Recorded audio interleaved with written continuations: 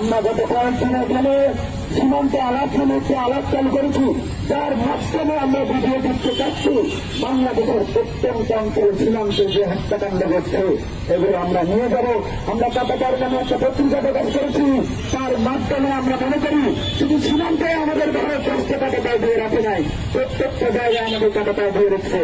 ফলে তো আমরা মনে করি সকল কাটাতার ইনশাল্লাহ আমরা উত্তর করবো। আপনারা আমাদের সাহায্য করবেন, সহযোগিতা করবেন, লড়াইয়ে অংশগ্রহণ করবেন। এ লড়াই বাংলাদেশের মানুষের, এ লড়াই বাংলাদেশের কাটাতার, এ লড়াই বাংলাদেশের প্রাণ মাটির মানুষকে ভাড়া গ্রহণ করুন। সকলে আসবেন, লড়াই অংশগ্রহণ করবেন। আগামী লড়াইয়ে আপনাদের ঐক্যবদ্ধ বাংলাদেশ পুনর্গঠনে ভূমিকা পালন করবে। এবারে আমি আমার বক্তব্য শেষ করছি। ধন্যবাদ সকলকে। আসসালামু আলাইকুম।